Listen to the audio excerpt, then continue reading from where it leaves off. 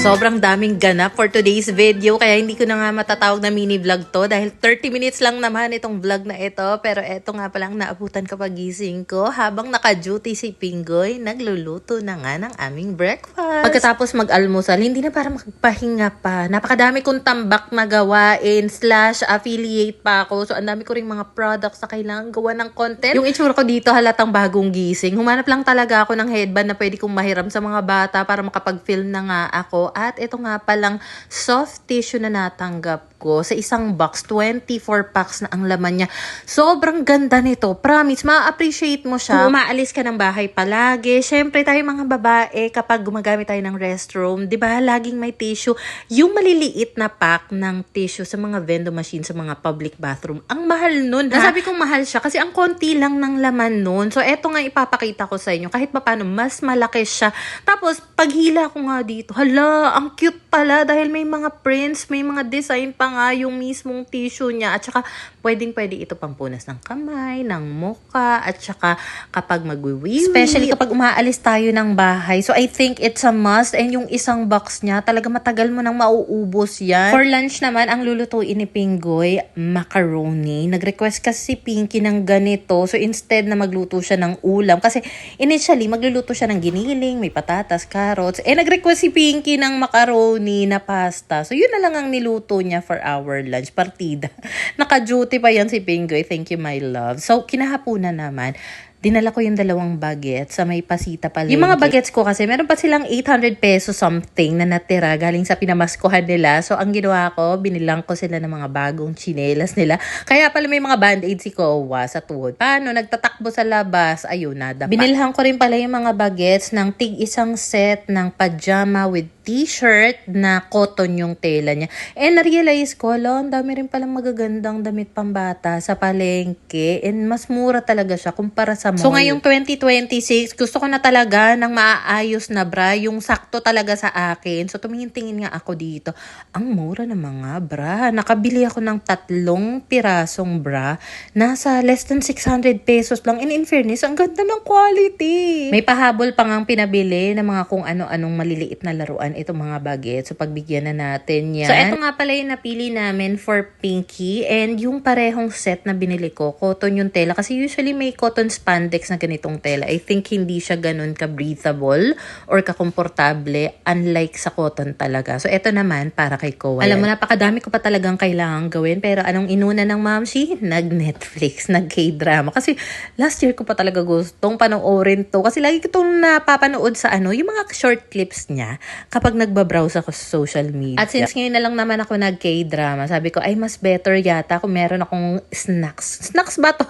Rice bowl, chicken teriyaki from Super Healthy sa may Pasita, Centro Pasita. In-order ko yan via Grab. Ang sarap niya. Tapos umorder din pala ako ng salad wrap nila.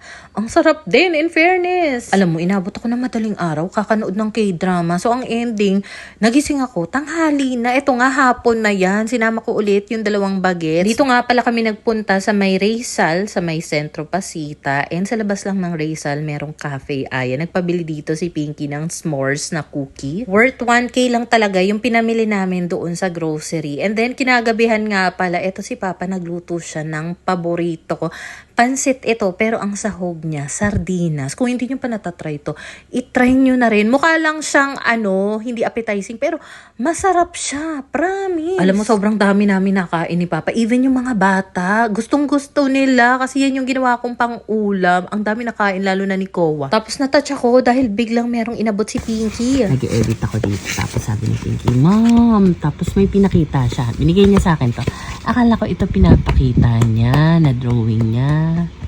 Yung pala. Ito. I love you, Mommy. Happy Mom's Day. Happy... Ano to?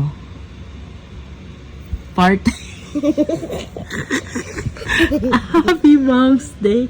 Galing-galing naman ng ate Choteng ko. Thank you, ate.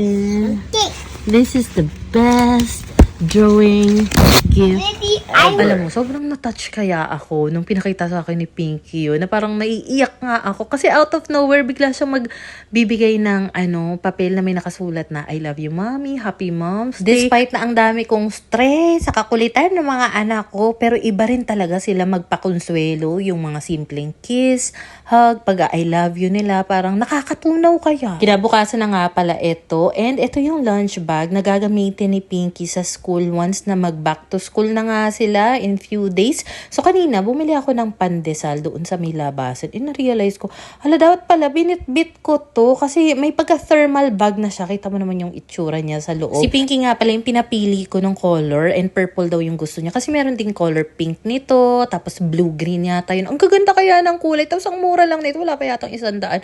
Ang ganda niya, e naisip ko, kung meron kayong pupuntahang picnic, pwedeng-pwede na rin magamit yung ganyang klaseng lunch bag. So gagawan ko na rin pala ng content yung lunch bag na yan para wala na akong iisipin pa kapag ginamit ni Pinky yan sa school niya. Tapos, napansin niyo ba, meron ako maliliit dito na white storage basket. So, yan yung pinaka-organizer ng mga maliliit na stuff para dito sa aming pantry cabinet. And mga oras na yan, gising na rin pala si Pinggoy, pero nandun siya naka-duty sa may labas. And siya na rin pala nagsalang ng mga labahin sa washing machine kasi gabundok na ulit yung labahin namin. So, ako na lang daw ang magsasampay. So, G na yan. G tayo dyan. Yung ganitong lunch bag, perfect na talaga siya. Lalo na kung kayo ay pumapasok sa school, sa trabaho, and ang dami mo ring mailalagay na baon dito sa loob. Tapos waterproof pa yan dahil kita mo naman, halos fully covered siya ng plastic. So, kahit maulanan yan, matapunan ng mga sauce, hindi siya basta-basta mamamantsahan dahil easy to clean. Iwa-wipe mo nga lang talaga siya. Alam mo, cute na cute talaga ako dito. At saka yung color niya, hindi masyado dumihin, no? So, if bet nyo rin yan, lagay kayong link sa comment section, pero nasa showcase ko rin yan. Maghahanda na rin pala ako ng almusal ko. So, meron na ako naitimplang kape dito. And ang gusto kong palaman sa aking pandesal for today's video ay Lady's Choice na chicken sandwich spread. Kain na muna tayo mga momshi. Alam mo, may mga times talaga na minsan, iba-iba yung trip nating palaman sa pandesal natin. Minsan dairy cream, o kaya butter. Minsan naman trip natin peanut butter, o kaya cheese whiz, keso, at kung ano-ano pa. Kayo ba mga momshi ko, ano yung current na paborito ninyong palaman sa inyong mga pandesal? Let me know naman sa comment section. Alam mo, in fairness, sa loob ng bahay, madali siyang i-maintain dahil nga halos lahat ng mga tambak at kalat andito sa may labas. Kaya ganyan po yung itsura niya. At kahit ganyan nga yung itsura niya, gagawa tayo ng content para dito sa bago nating foldable na upuan. And nirequest ko ito. Alam mo kung bakit? Meron kaming ganyan dati. Gamit na gamit talaga ni Pinggoy as in. So, this time naman, naisip ko kasi kapag isasama ko si Kowa, lalo na kapag mag-zumba ako, tapos dumadayo kami ng court, at least meron siyang mauupuan habang inaantay ako magsasayaw-sayaw sa Zumba. Pero for now, ang gusto ko talaga ay matapos ko lahat ng mga labahin ko dito bago ako bumalik sa fitness era. Ay, kala mo naman talaga. Kasi napansin ko, di ba nga nung kailan, mga 3 weeks yata akong tuloy-tuloy, kung hindi magbabike, magzuzumba. So, napapagod talaga ako, umaga pa lang. Eh, syempre, hindi pa naman ako sanay, diba? So, ang ending, pag uwi ko, parang nanlalata ako, inaantok ako, nagugutom ako, hanggang sa hindi ako nagiging productive. Sa isip-isip ko, bago ko man lang simulan ulit yung pag-e-exercise, pag-zumba, ubusin ko na muna yung mga labahin ko. At meron nga pala akong natanggap na bagong sampayan para kay Papa. And syempre, makikinabang tayo dito tulad na lang ngayon. Ang dami na nakasampay sa amin kaya pinagdadala ko na nga dito yung iba. Napaka-neat niyang tignan. Tapos, ang ginagawa ni Papa, kapag tuyo na yung mga sampay, dinidisassemble niya yan. Tapos, nilalagay niya lang sa may grills kapag na-disassemble. Tapos pinakita ni Kowa itong upuan kay Papa. Si Papa rin tuwang-tuwa dito. Kasi ang tibay niyan. Kahit ako, 74 kilos, kayang-kaya nun. So meron pala tayong bagong batch ng malunggay dahil syempre may mga sipon-sipon pa rin. Alam mo naman, ang mamsi, magdidikdik na naman talaga ng malunggay para makuha ang katas. Nakapag-film na ako para sa lunch bag, pati na rin doon sa sampayan ni Papa, as well as doon sa maliit na upuan. Next naman kailangan ko mag-film para dito sa Zolele disposable face face towel mop. So yes, pwede kang gumamit dito ng basahan, pwede rin namang wet wipe. So pwede kang pumili kung gusto mo tuyong basahan ang ika-clamp dyan, o kaya naman kung gusto mong wala ng lalabhan-labang basahan, wet wipes is the key. O diba, napaka-convenient kaya gamitin ng ganito. Kasi hindi naman lahat ng oras masipag tayong maglaban ng mga basahan na ginamit sa pampunas. Aminin. Alam mo, habang nag-film ako dito, nandiyan lang sa gilid si Papa. So ina-explain ko nga sa kanya paano nag-work to. Bilib na bilib talaga siya. Sabi niya, Ning, wag mo nang dalhin niya na dito na yun. Gusto niya, kanya na daw. Adi, sige, kanya na to. Meron pa akong ibang mga na-film na mga product dito sa apartment niya. After niyan, umuwi na ako, naligo ako dahil nag-grocery naman kami. Dahil nga, yung pinamili namin ni Pinky nung kailan ba yun, ng mga bata. Ang konti noon, halos naubos na. So this time, kasama ko si Pink, si Kowa, at si Papa. Nag-grocery kami doon pa rin sa may Rizal, sa may Centro Pasita, and ang dami naming napamili this time. So ang ginawa ko, hinayaan ko si Papa kumuha ng cart niya at mag-grocery ng mga kailanganin niya. Tapos kami rin, may sarili kaming cart. So kay Papa umabot ng mga 1.5 yung kanya. And then yung sa amin naman, umabot ng 5.3 something. Alam mo, nagsabi ako sa cashier, ate, pwedeng i-limit niyo po ng 4.8 lang. Hala, pagtingin ko doon, nasa 5,000 plus. Sabi ko, ate, over the budget na tayo. Pero buti na lang, meron pa namang extra. So, ito yung mga non-food products.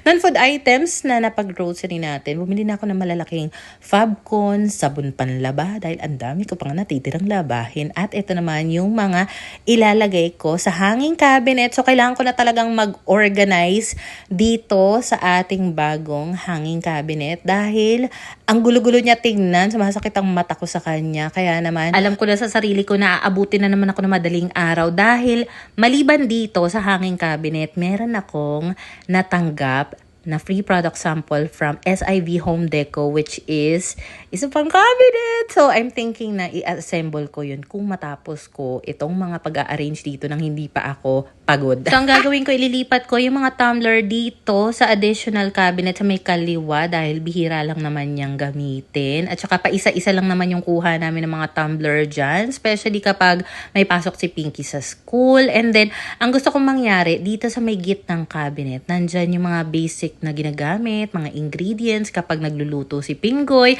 Tapos naisip ko, para mas convenient, alam mo, ang laking bagay talaga ng mga basket organizer. Gaya na lang nitong ginamit ko dito sa may loob ng cabinet dahil talagang na-organize niya yung mga gamit natin. Kasi iniisip ko, kung isasalansan ko lang itong mga items na ito dito sa cabinet, lalo na doon sa may matataas na floor, baka hindi ko siya makita agad-agad. Unlike kapag mayroong mga ganitong basket na organizer, isang hila ko lang sa basket, makikita ko na kung ano yung laman. Well, anyway, dito nga pala sa snacks box, andito lahat na mga chicha, mga biskuit. Tapos recently, na-try namin tong mango chili and salt.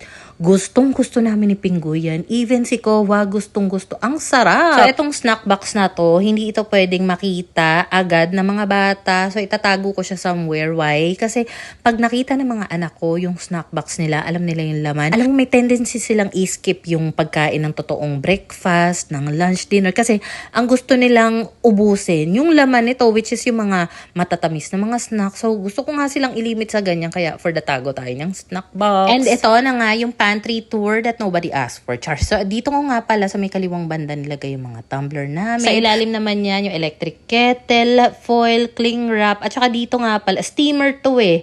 Diyan ko pinaglalagay yung mga condensed, yung mga ginagamit kapag gagawa ng mga dessert like mango graham and all that.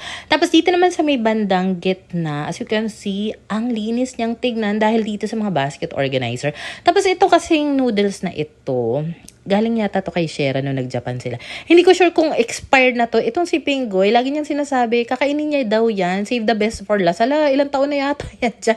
So, dito sa unang basket, nandyan yung mga noodles, pancit canton. Tapos, dito naman sa kabila, andyan yung mga pang pasta namin. Mga spaghetti pasta, macaroni, mga sauce. Dito naman sa next basket, yung mga stocks namin na hindi pa nabubuksan, like mga mantika, toyo, suka, patis. Dito yung iba pang ginagamit naman ni Pinggoy kapag nagluluto siya na mga nakabukas na, yung mga Mang Tomas, andyan yan. O, diba? Ang organized tignan, mas better siya. aminin. Let me know kung hindi. Alam mo, even up to now, hindi pa rin ako makaget over dahil soft closing nga itong pinto ng mga cabinet natin sa kusina. So, dito naman sa last part, nandito sa ibabaw yung mga food container, ref organizer para kapag kailangan maglagay ng mga pinamalengking meat, dyan na lang kukunin, pati yung salad spinner. Then dito naman sa ilalim na layer, yung mostly pang breakfast. So, nandito yung mga ni-request na mga bagets na cereal, may mga pancakes mix sila dito, champurrado, tapos may Cerelac din dahil si Pinky, paborito yan, Cerelac, 6 years old na siya, pero gustong-gusto niya pa rin yan even up to now. Yung ganyang kaliit na box, kaya niyang ubusin niya ng isang kainan lang. Namili rin kami ng iba't ibang palaman. Ito yung ni-request ni Pinky, yung Goya na hazelnut. Tapos naisip ko itong Star Margarine, pwede rin yan pang breakfast, may tinapay tayo dito. Etong chia seeds at saka yung rolled oats, mga ilang buwan na sa akin yan. Hindi ko pa nagagamit kasi lagi ko iniisip, ay gagawa ako ng yung overnight oats, di ko naman naaasikaso. Tapos may honey kaming bago, binalot ko siya ng plastic dahil nakikita ko nagli-leak siya. Thank you nga pala James and Nanette dyan sa inyong pa-honey. Kapag nga pala bumili kayo ng ganitong klaseng cabinet, may option na walang shelf or open shelf sa ilalim. Pero naisip ko, yung may open shelf, para marami pa akong mailagay gaya na lang nito. Yung mga ulam na delata nandyan sa organizer, tapos next naman yung mga palaman, next naman mga pampalasa. Actually, hindi pa talaga ako tapos sa pag-organize dito sa open shelf dahil medyo nakakaramdam na ako ng pagod. Mukha lang mabilis yung mga pinaggagawa ko dahil naka-timelapse. Pero inabot na ako ng ilang oras. Kailangan ko pa kasing magdagdag ng ganitong maliliit na basket organizer na ilalagay dito sa may open shelf area para mas neat tignan, mas organized tignan. So anyway, yung iba dito, hindi pa talaga yan yung final arrangement. Pero kasi inaantay pa natin yung bagong set natin na maliliit na basket organizer. Tapos bumili ako ng ganito sa grocery kanina. Hindi para sa mga kaldero, para dito sa basurahan namin sa CR. Para elevated kahit paano yung basurahan namin sa CR kasi madalas ako nagkukuskus dyan. Ayoko ma-stuck yung tubig sa ilalim ng basurahan. So anyway, eto na nga at for the punas-punas lang tayo. And may nagtanong pala kung itong Seaways na multi-purpose cleaning spray ay safe ba sa pets? So base dito sa packaging, ang nakalagay naman food grade safety siya. Pero meron din kasing disclaimer dito na keep out of reach of children and pets. So wag na lang. Ito po, mabigat po. Merry Christmas. Thank you so much. Thank you po. Exchange gift. Pasensya na sa maliit na nakayari. Thank you Happy New Year. Thank you.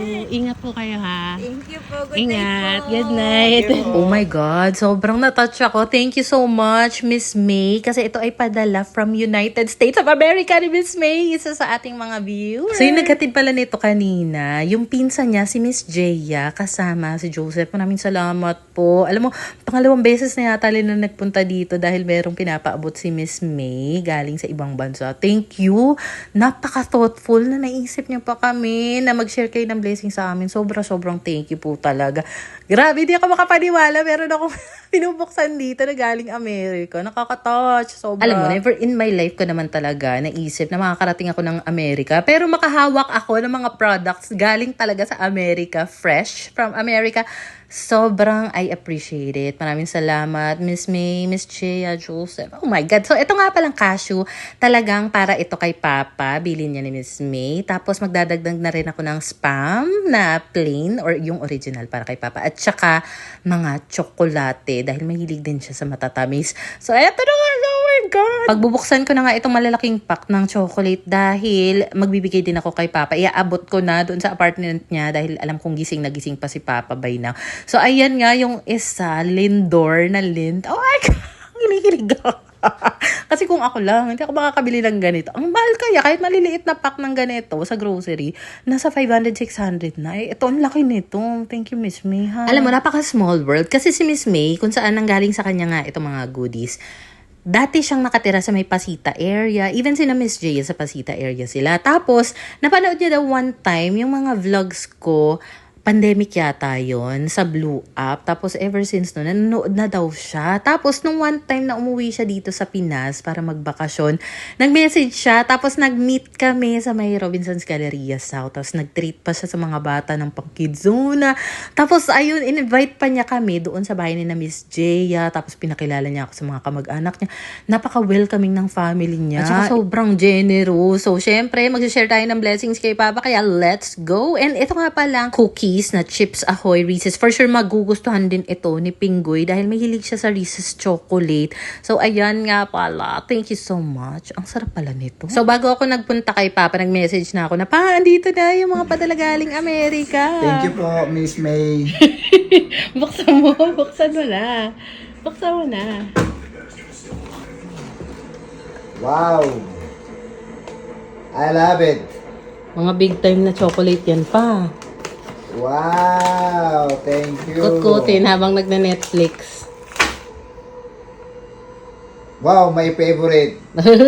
Thank you, May. Thank you, So bilang nandito na rin pala ako sa apartment ni Papa, pagkakita ko nga dito sa kanyang kusina na isalansan, na iayos niya rin pala yung mga pinamili namin sa grocery kanina. So humingi na rin ako ng tubig, isang pitchel, dalawang pitchel actually, dahil hindi pa dumarating yung in-order kong mineral water. Wala na kami mainom sa bahay. Pagbalik ko naman sa bahay, nakita ko to, tapos naalala ko, hala, meron pala akong in-order na 1 dosenang ganito. Bale, 3 lang yung natira dahil yung siyam, pinabigay ko pala doon sa kabilang bahay. May bagong ref sina Ate Ken. So, pwede na magamit ang organizer yun sa ref nila o kaya sa pantry nila. 3 lang pala yung naiwan dito. So, sabi ko, sige na nga, go na. Paggugupitin ko na nga itong mga kape na kanina kinatamaran ko. Actually, nagka-energy talaga ako. Alam mo kung bakit. Nagkakain ba naman ako ng chocolate? So, ayun.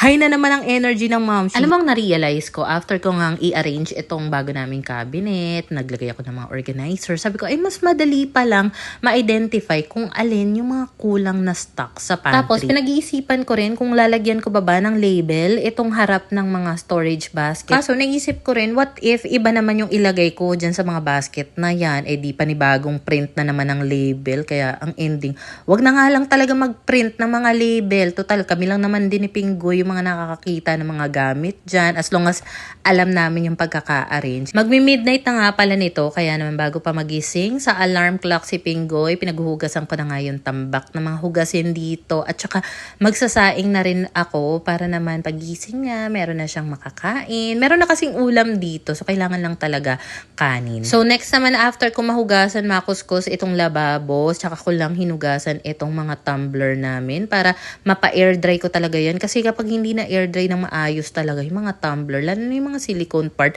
prone talaga siyang mag-mold. Nagising na rin pala si Pinggoy niyan, nagpatulong ako sa kanya na ipasok itong napakalaking package natin from SIV Home Deco. Alam mo, ang dami ko na talaga natanggap na product sa kanila. And I'm so grateful na nagtitiwala sila sa akin. Kasi even before, I think mga after pandemic yata, nag-start na sila magpadala sa akin ng pinakauna kong metal dish cabinet. Doon pa kami sa kabilang bahay nakatira. And even up to now, lagi nilang ina-approve yung request ko. Maraming salamat po, SIV Home Deco. At saka, worth it naman kasi talaga na i-promote ng bongga yung mga product nila. Kasi good quality talaga. Pero yung aming cabinet sa ilalim ng TV sa may sala, SIV Home Deco yun, pero binili ko na talaga yun kasi nga alam kong maganda yung product nila. But this one, free sample siya and promise hindi ako mapapahiya sa inyo. So ito nga palang na-assemble ko. Meron pa akong kailangang ipatong, which is ito. Ang sabi nila, parang granite tiles. Kita mo naman, ang kapal niya. Tapos may kabigatan. Alam mo, nagulat talaga ako na wala siyang kahit anong damage kasi dito pa lang sa packaging, doble-doble talaga yung pagkakabalot niya. May bubble wrap, may karton, may mga styro. So, hindi ko siya basta-basta ipapatong lang. Meron akong pinagdidikit dyan na 3M double-sided tape, which is included naman na. Pero I'm thinking, maliban sa 3M, pwede siguro akong magdagdag dito, like ng mga no more nails para sobrang secure siya. Kasi, even after ko siyang maidikit, like unang beses ko na idinikit siya, feeling ko hindi pantay. So, inangat ko siya. Sobrang kapit pala ng 3M na double-sided tape. speaker na kasama dito sa cabinet. So, may nagtatanong kung ito ba ay pwedeng pagpatungan ng mabibigat. I think pwede naman kasi mamaya makikita nyo yung mga ipagpapatong ko dito. Mabibigat. So, yung sukat nito 100 centimeters siya. 3 layers siyang maituturing kasi yung unang layer sa pinakataas. Pangalawa is yung nasa gitna. And then yung pangatlo naman is yung bottom na layer niya. And merong mas malaking sizes nito like 120 centimeters. And basta ang ganda-ganda niya. Meron ding grayish black na version nito. Siyempre, yung pinili ko na yung white para pasok sa theme ng ating kusina. So, for the longest time kasi, ever since lumipat kami dito, andyan na yung mataas na folding metal rack. And gusto ko talagang mabago yung look. So, aalisin ko yon. Napakaganda rin talaga ng countertop nito. Pwede nga rin siyang buffet table. Diba? Lalo kapag may mga handaan, dyan mo ipaglalagay yung mga handa ninyo. I-clear ko lang din itong hallway.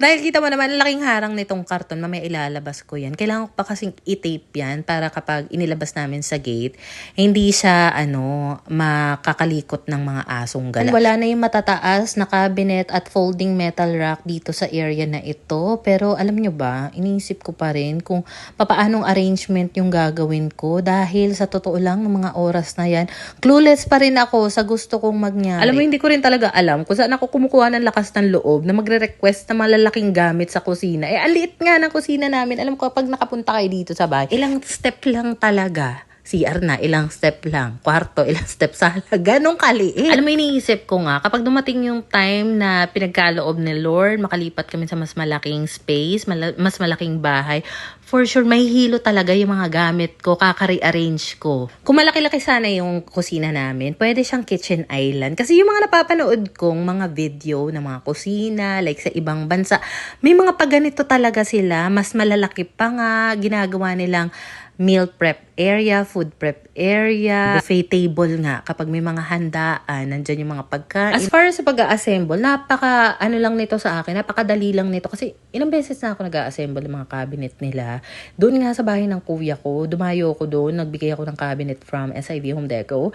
Ang laki-laki nun. Ako lang mag-isa nag-assemble, kinaya ko naman. Kaya itong maliit na cabinet na ito, sisiw sa mamsi yan. So, dahil hindi ko naman siya pwedeng iharang sa may gitna, so wala akong choice kundi ilagay siya dito sa gilid. And ang pangit lang talaga ng pwesto ng saksakan na yan, pero hayaan na natin dahil wala na akong magagawa dyan. Ayoko kasing ilipat talaga yung ref dyan sa may likod ng saksakan. Marami nagsasuggest na ilipat mo na lang kasi yung ref mo. Ayoko nga. Ang akin lang naman, masisira niya yung motif ng aming kusina na halos all white. Char! Hindi, kasi yung kulay ng ref namin, halos kakulay siya nung motif sa sala na halos mga itim-itiman yung atake doon. So, after ng ilang oras na pag-aayos sa kusina, ito po ang naisip ko na final look at arrangement so far.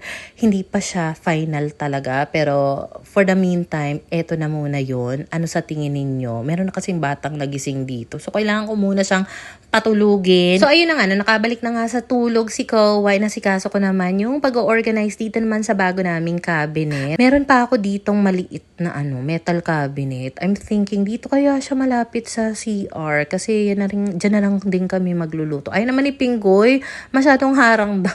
Oo nga naman. Ewan ko ba. Gusto ko kasi ipilit na i-keep yan. Pero I have no choice. Kailangan ko siyang i-let go. So, itong maliit na metal cabinet namin, meron na po ako napagbigyan yan. So, anyway, nilipat ko lang din yung laman dito sa bagong cabinet. Kung gusto nyong magkaroon tayo ng new cabinet tour, comment below. Akala mo naman talaga. Uy, nakaka 27 minutes na tayo dito sa vlog. Di pa ba kayo nauumay sa boses at sa chika ko? So anyway, kung kayo ay nakaabot sa point ng video na ito, comment naman kayo kung taga saan kayo. Di ba ganit yun sa mga ibang vlog? Sa tingin nyo guys, okay lang ba yung current setup ng bagong cabinet? Let me know naman. Anyway, eto nga palang dish drying rack namin.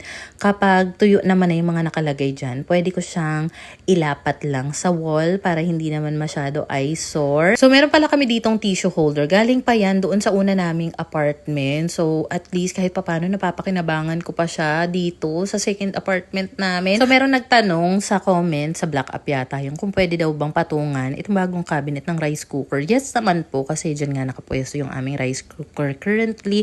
And hindi pa talaga ito yung final. Alam mo kung bakit? Wala kaming matinong lutuan area. So, ang gagawin namin for the meantime, kapag kailangan namin magluto sa induction, itong lamesa, ipapwesto namin siya dyan sa may lababo para makapagluto. So, gagawin ko pa ulit ng paraan yan.